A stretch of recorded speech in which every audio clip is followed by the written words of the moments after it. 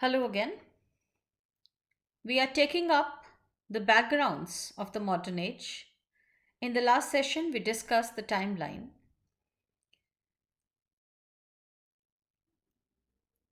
This age, the modern age, is actually known as the age of achievements because we see amazing potentials as far as emancipation is concerned and destruction is concerned because we have so many things, so many events happening like atomic energy, space exploration, genetic and biomedical engineering, and telecommunications. Now, these technological advances in these areas, they either save millions of human beings on the planet or are capable of even destroying them several times. These discoveries are helpful in bringing the people out from the bondage of diseases, poverty, and oppressions. And on the other side, they also talk of extreme oppression, fear, ruins in so many events as we have been witnessing.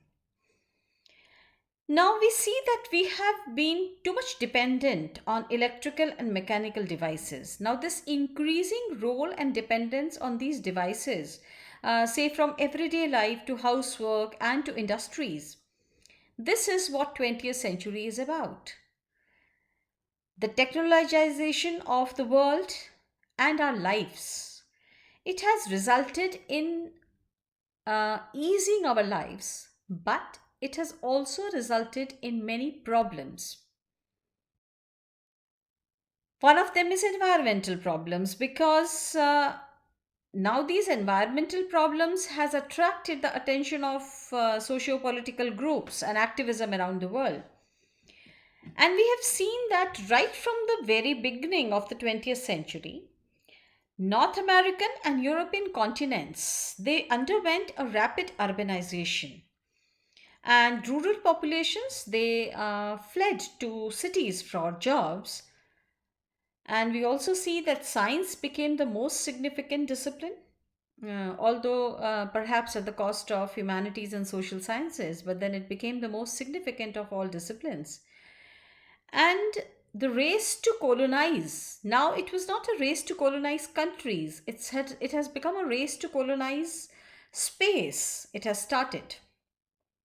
Medical science has crossed boundaries and provided so many treatments for many illnesses, and the discovery of DNA is one of the most important of it, which actually stands at equal footage or par with the discoveries of, say, radio waves or the theory of relativity, steam engines, etc. um, 1930, we all know, was the period of economic depression, and it caused a huge blow to the poor because there were lack of jobs, value of money decreased, and life became very tough. And we know that during this period, 1930, large business houses, they suffered and they went bankrupt. Now, this phenomena repeated itself in the dot com crash of the late 1990s. This was something which was related to information technology. And it, in fact, led to software markets being slowing down. Now we see that this is also an age when we had two world wars, First World War and the Second World War. These wars have altered the, we can say, geographical, political, social relations among the countries of the world. And particularly the Second World War, it increased human suffering to a great extent. And but interestingly, it brought about certain truths also, disclosed certain truths to the mankind, that man was, if man was capable of destroying what he has built, this these kinds of wars, they can cause huge destruction and suffering to mankind itself. Now, talking about the literature of the two world wars, when we look at the literature written during the two world wars, we see that the literature attempted to negotiate the trauma of, say, power, of suffering, of cruelty. And interestingly, these wars also reveal that human existence is fragile. And it's a very beautiful line by T.S. Eliot in The Wasteland when he says, very famous lines in fact, "These fragments I have showed against my ruins." He's in fact referring to limited knowledge that mankind possesses. Because we are fragmented human beings now. The fragmented nature of our memories, of our existence, of identities, the literature reveals all.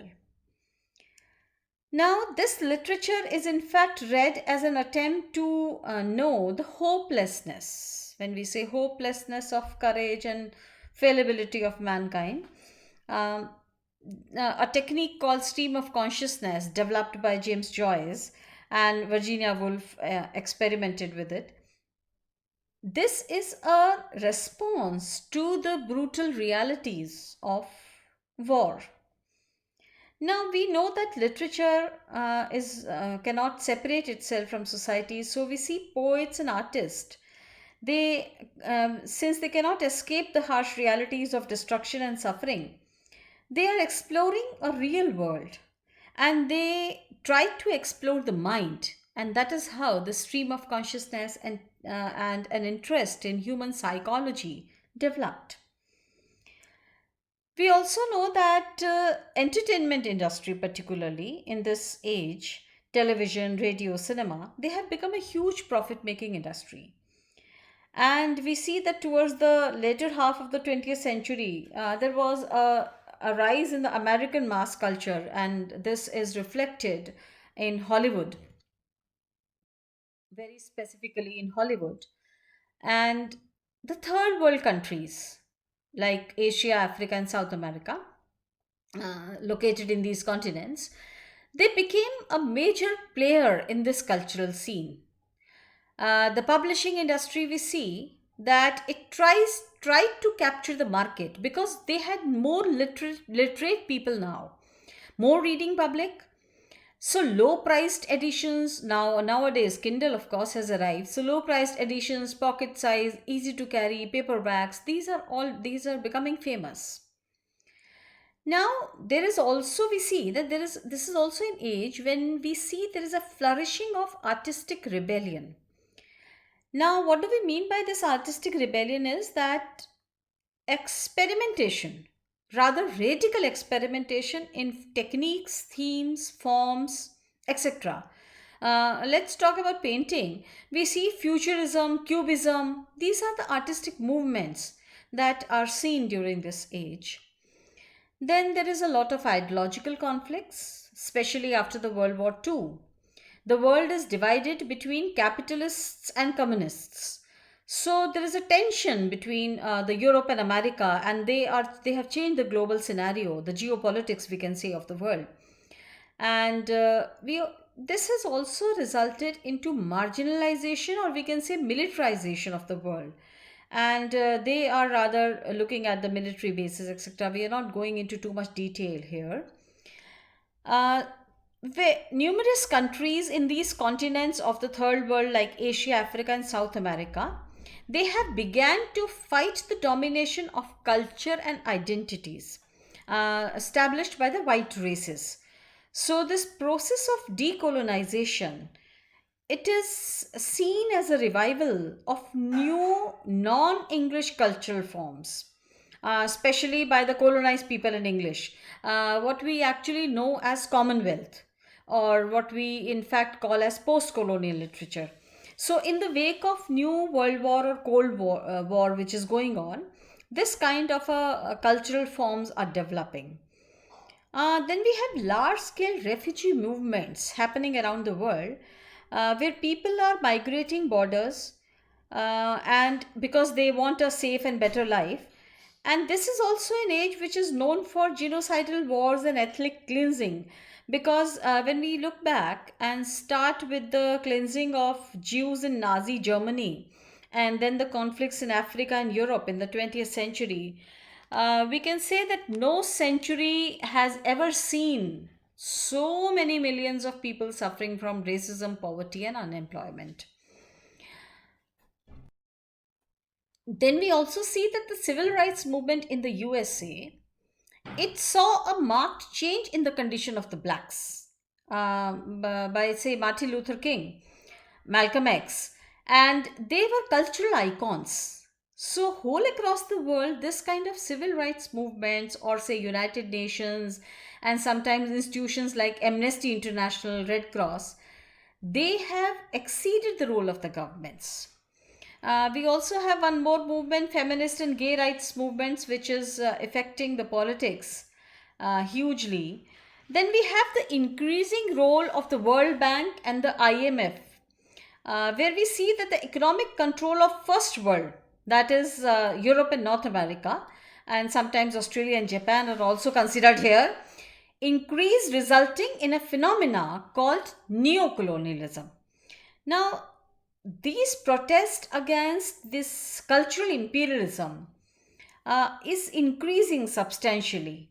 And we see today that there is a growing religious, racial, linguistic, and cultural tensions, rather ethnic conflicts and separatist movements which are growing in these third world countries. This is all for today in this session. In the coming session, we will be taking up the salient features of the modern literature, modern age literature, and particularly emphasizing the features of modern age poetry. Thank you.